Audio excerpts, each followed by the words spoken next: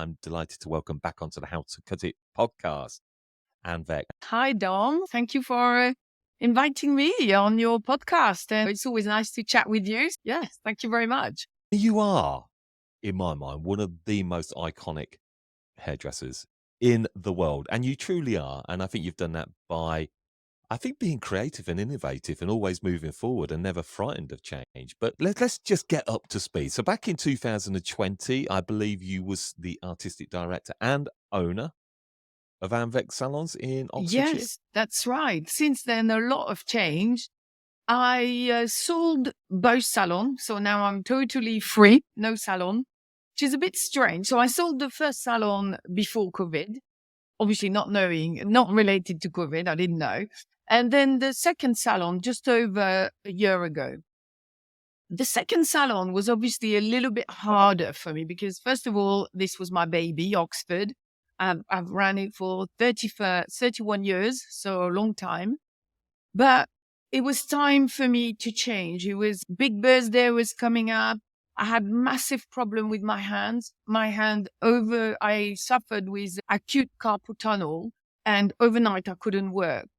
And it really did scare me that thinking, oh my God, what if I can't rely on my hand? What am I going to do? It was the first time I realized that I can't last forever. I'm not immortal because I was working at a really crazy pace, and after COVID was grueling for everybody. And it was certainly grueling for me. It was a time that I knew I still had things left in me to give to the hairdressing industry, but I needed to get rid of the salon. Get rid of the salon, that doesn't sound nice, but I needed to pass on the salon to somebody else. So I did. And how's that felt for you for doing that? It's an interesting thing. It felt at the time that's really what I wanted. So I was happy. But then within a couple of weeks, I felt really upset. And I was like, it was almost like I was mourning. I was crying a lot, thinking, oh my God, what have I done? Well, your salon is your baby, and your baby become a teenager who's a bit annoying. And then I just got rid of it. And I thought, my God, I've made the biggest mistake. I realized I didn't make that. It's almost like for somebody going into retirement, even though you're clearly not, but that's probably how it could feel. And how about your body? How's that holding So up? my hands are fine. Thank you. I did have an operation. It took a while to recover, longer than I expected. I was able to work within 3 weeks, but in terms of the whole strength of my hand, I like exercise against cycling. You would think that cycling, you need your legs, where it's very heavy on your wrists. So it took me a while to get back on my bike and been able to.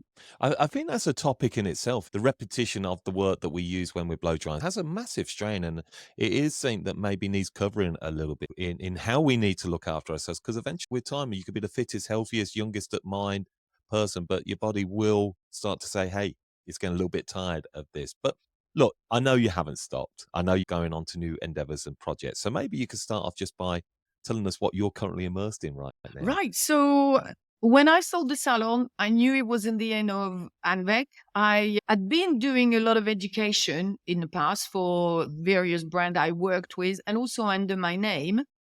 But of course, having the salon were stopping me developing that side more because the time element.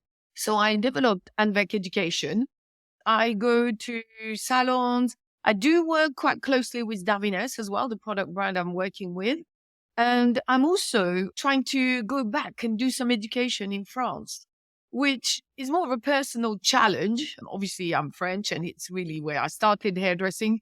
So it's quite nice for me to go back there and do some education. So when you talk about education, you talk about in person, you don't particularly mention online. So what is this that you're teaching and what are you bringing to people with your So education? I'm an all-around hairdresser. So if a salon owner contact me, I can more or less educate on any aspect in the hairdressing industry because I have that knowledge. At the moment, the course which is really successful is the course on textured curly, coily hair. And so what I bring on is my personal experience because I ran the salon in Oxford. When I first opened the salon, I did turn down client with type 4C hair because I didn't know how to do their hair. And then I thought, I can't do that. So it's talking about my personal experience, how I went from doing zero Afro hair to now it's about probably 20 to 25% of our turnover. And it's really welcoming a client with every hair type. So this is the one which is quite popular. But the other course which I've always been successful with is styling hair, avant-garde, long hair. My first love, really, where I was first known in the industry for. And I still enjoy teaching that very much. I think, look, to have that opportunity to have you come out and bring your education directly to the floor, I feel that there's a real desire for people to want to get back into this form of education and maybe heading away a little bit from Yeah. online. I think it also depends where you are at your career. Like I go online and I educate myself, but I can get it straight away. Whether if you start something, you might be, I don't know, your body position might be wrong, or the way you hold your scissors is wrong. And these are very little things. And online is very difficult to see that. So that person, I think at the beginning of your career is much better to have in person and this exchange, you'll benefit a lot more than an online course, which might be difficult to pick up on the small tips. Yeah, I agree completely. And there's a certain energy that you get different. But if this has caught our attention of our audience and they would like to find out more on this, Anne, how do they find out more on maybe booking you for some education work? So I'm very much present online. I've got Instagram, and my Instagram is called Anvec Education. So if you are interested in booking me, the best thing is to contact me through Instagram or my website, which is Anvec Hair. Going out there and bringing education into the industry is huge. And I think, look, it's fair to say as well, I know you're very much about sustainable, diverse, and artistic hairdressing. And do you feel this is something that you want it's a mission of yours to transform the hairdressing industry around this? And, Yes. you know, yeah, and how are you going about So doing I this? think unfortunately, if you are on a journey to sustainability, our industry is quite wasteful by the nature of it. We use lots of water, we use lots of electricity, and we throw chemical down the drain. So not very good. But we are where we are rather than where we want to be. And I really want to try to transform us, to try to be able to do everything you can to be more sustainable, to be more aware of what we do. We also have our clients sitting with us for a minimum of 45 minutes. So it's a great platform to introduce all these thoughts, this new way of doing things. So for me, yeah, hairdressing definitely should be sustainable, ethical, treat your people well if you want to keep them. And these days it's even more important because we're in an era where it's really more led by employees. So be ethical, treat the people well, and also think of hairdressing as an art form, really. Yeah, absolutely. I want to go into today's podcast really a little bit more about our inner thinkings and our inner dialogues because I think sometimes we do have some demons that are talking away to us and it can help us shape. So firstly, just to share with us a little bit more on this topic that you're keen to bring to us, which is how our inner dialogues are developed. So maybe you could explain what you mean by Yeah, this. so I think it's unfortunately we've all got demon in our head and we all at some point self-sabotage ourselves, really. And me, certainly, I'm terrible at this. I come across quite happy, funny, and very confident, but in fact, not really. I have to fight this imposter syndrome all the time. So I made me thinking, why am I like this? Why am I always thinking I'm not good enough or I'm worried or I'm like this podcast we're doing today? When we agree on it, my first thought comes to my head, "Oh, nobody's going to be interested in what I have to say. Come on." And then I have to say, come on, Anne, don't be like this. Of course. Yes, of course I have to fight this demon because the first thing that comes to my mind is like, nobody will be interested. So for me, for example, like when I was 13 years old, a teacher said to me, "You're a waste of time. You'll never speak English." But it was quite a hard thing to say to a child. And this is really how we develop those inner thought of ourselves. It could be how we were raised by our parents and the world where we are raised. If you're raised in a supportive home, then you'll be a positive person. But if you're more constantly you're silent or constantly you're in a toxic household, you will be more self-negative. And then, of course, as we grow up, we move in the world and society start to influence and our perception of the world, because we're told that what success should be. We're told that what beauty is and what happiness means and how we should dress, how we should speak. And of course, our instinct, first of all, is to conform, to be accepted. And if we don't reach the strict standard, then we become very critical of ourselves. And that's another thing that we've got to stop doing, stop comparing ourselves with other people. What negative impact does that have, though, on us and what you're sharing Because there? I think that this self-talk we have, it's really limiting what you can achieve in life. And this mindset we put is only you can decide, yes, I'm good enough, I can do that. And if you think, oh, no, this is just not for me, or I can't do this, or if you relate this in the hairdressing industry, let's say, oh, I can't put my price up because my client won't follow me. These are all these self-limiting talks, and it will stop you achieving great things. I agree completely. And I loved how you just mentioned that within your prices, because all these inner dialogues that we're all saying to ourselves are just formed by things that we're picking up along the journey. And I find this really interesting because I always say a big part of who we are today comes a lot from our childhood, isn't it? And a lot of when you're a child, Anne, is a lot of parents or us or anybody around us are quite often saying, you can't do this, you can't do that, because we're caring, we're trying to Yeah. protect from failure to do. But sometimes I guess we've got to challenge ourselves more to actually, you can do Do you know, this. this teacher said, telling me at 13 years old, you're a waste of time, you'll never speak English. It stuck to my mind so much. So first of all, to be fair to that teacher, I was a pain at school. There's no doubt about it. And I was being probably really annoying that day. But the strength of that to say to a child is really incredible, because for a while, I made sure I was a waste of time. I made sure that I was self-sabotaging everything I was doing to prove her right. And I remember very clearly at some point, I was about 20 something, and I thought, surely I can do something. I am going to learn English and I'm going to prove that person wrong. And I remember thinking clearly that. So in a way, I ought to thank her, because if I'm in England, it's probably thanks to her to prove her wrong. But it took me until the age of about 23, 24 to wake up and think, no, I can do something with my life. I'm not a waste of time. I'm not that stupid. I can do it.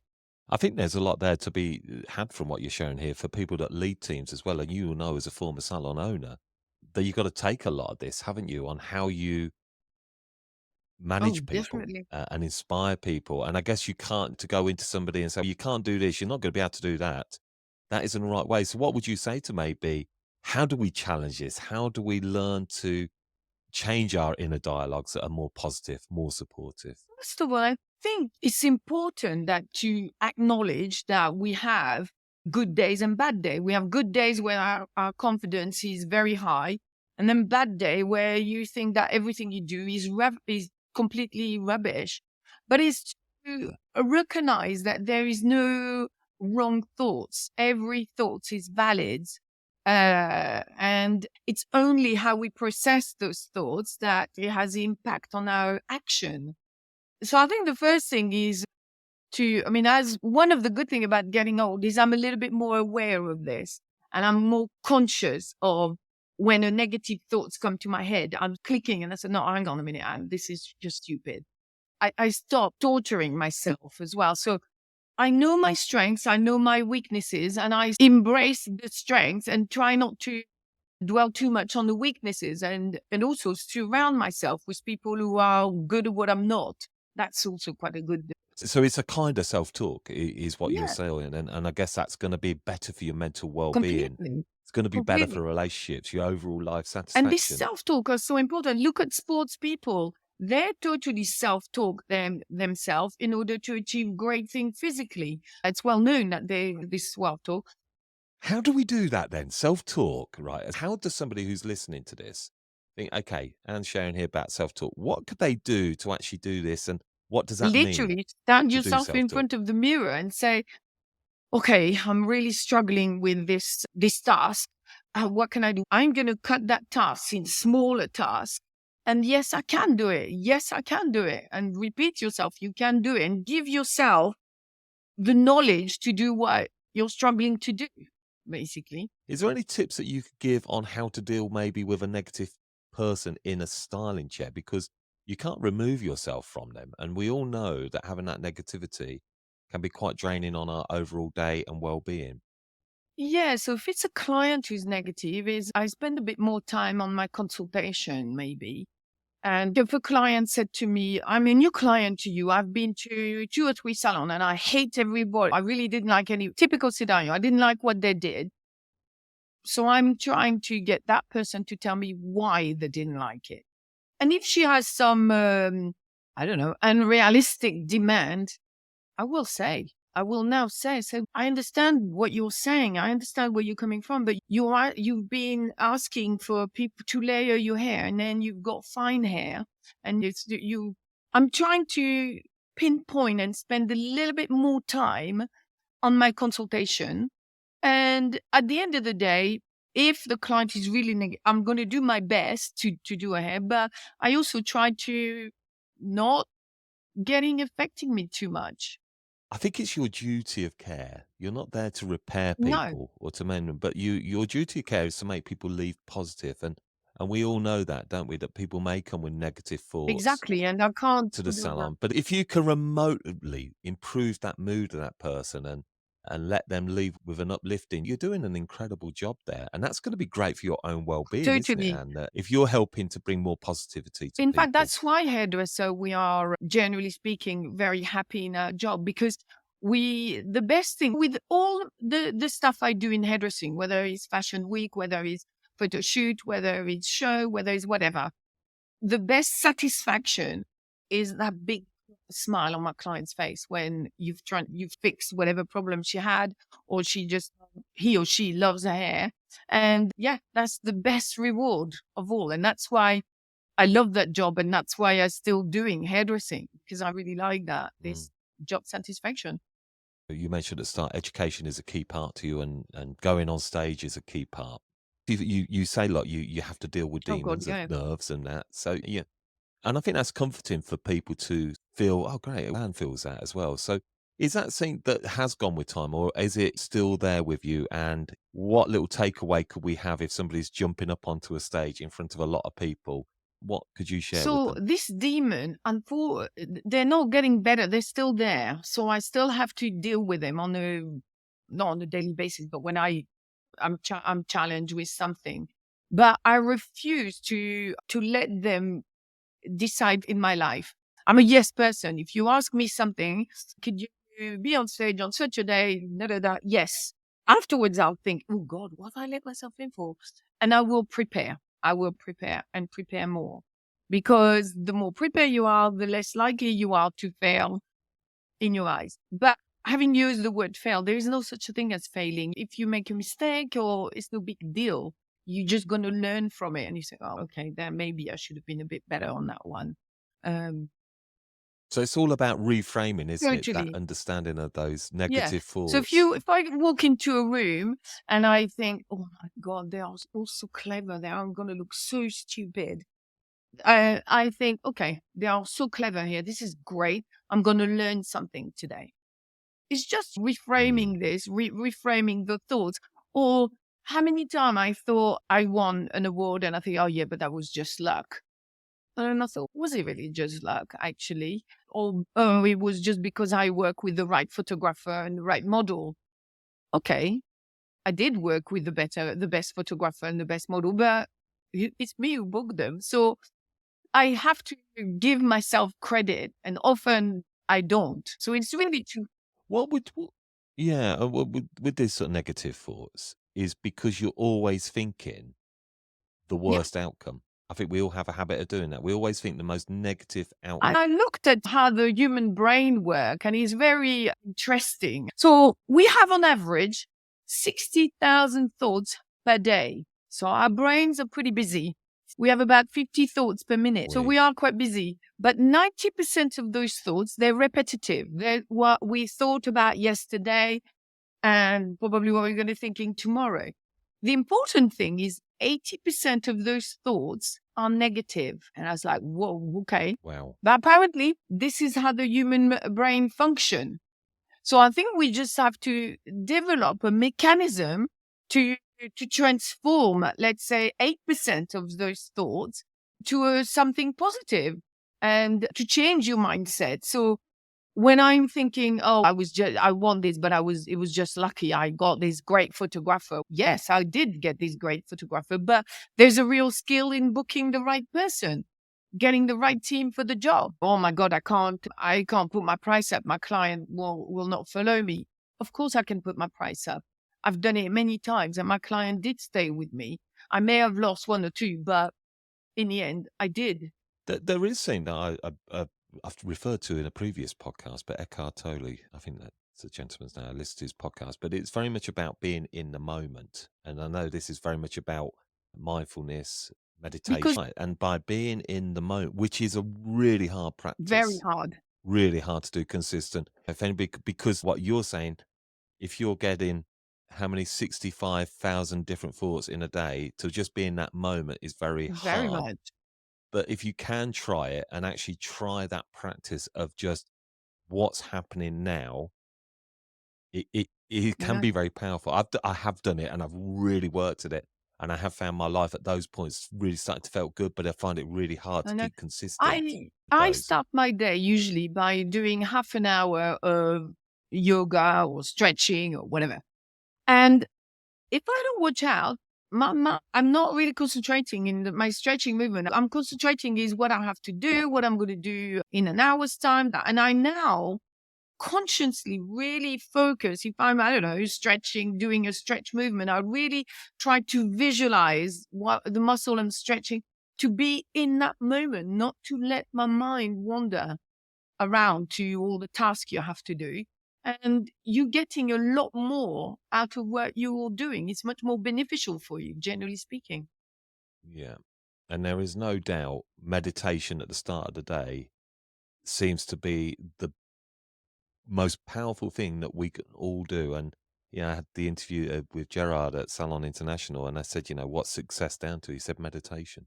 He learned I how to wish I could meditate. meditate. I find it hard to do. But meditation can be different, can't it? It isn't always just satisfying. Meditation can be a Yeah, walk as long as you lose it's your exactly thoughts that. and you're And in the I find moment. that I'm not very good at, like, we've got fish tank at home and my husband's amazing. He sits in front of his fish tank and I said, what are you doing? I said, oh, I'm just looking at my fish, talking to my fish. And I'm thinking, oh my God, Lovely. he is That's mad. But meditation. no, he's meditating. Whether for me, I need to go on a bike ride or I need to, generally speaking, my good meditation for me is I go on my bike and I'm letting my mind wander. I'm building Yeah, castle in I get. Spain, we say in French.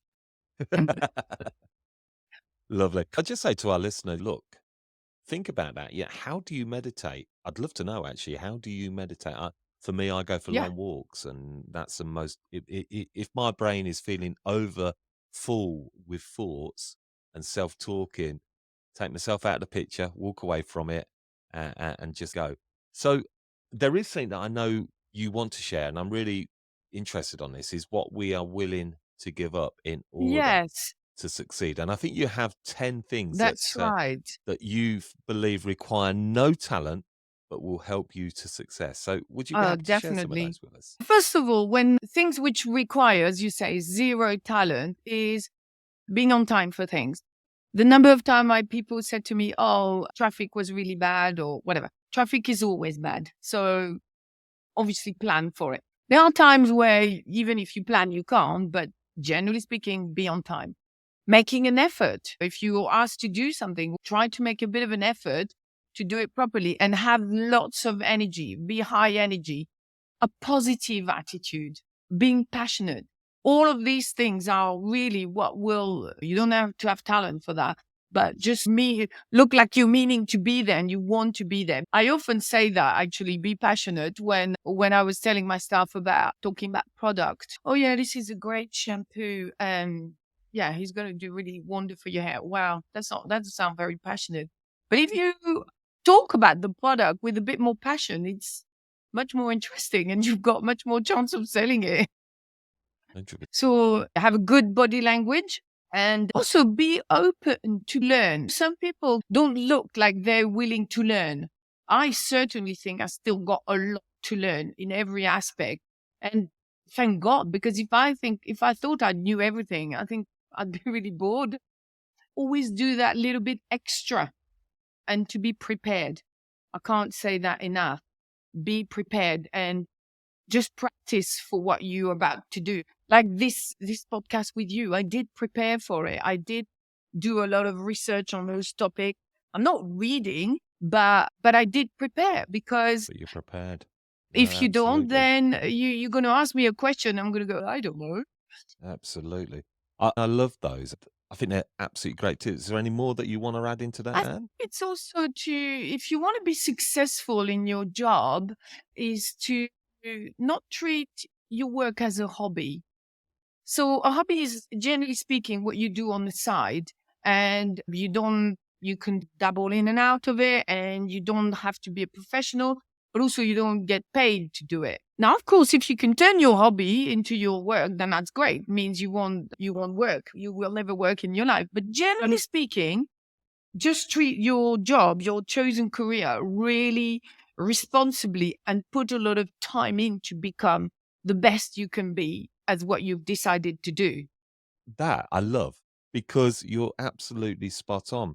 Being on time, make an effort, lots of energy, be passionate about what you do, good body language, be open to learn.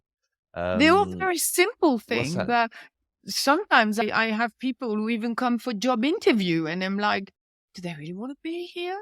I'm like, it's a bit. But yeah, but okay, look, so coming to the end of this, what would your real standout be for somebody who's saying, okay, I've listened, but I'm still got a lot of negative thoughts. What's the thing that they can do today to start changing their thoughts into positivity? So talk about it. Recognize that they do have those negative thoughts and be open. I have to say that since I've started to admit that I do have this imposter syndrome, it's a lot easier. And I realize I'm not on my own thinking this. These self doubts, they're not just special to me. A lot of people do have them. And yeah, so be open about it and try to rewrite the scenario in your head. Give yourself the knowledge to whatever you struggle to do. Give yourself the knowledge because knowledge is power. Once you've got more knowledge, you will break those fears. And that brings us beautifully back to Exactly. education. You could bring yourself, if you've got fear with working with textured, coily hair, now may be that time to break that fear, get confidence, because quite often that's hidden. And again, that's AMVEC education for you. Thank you very much, Tom. That has been very nice.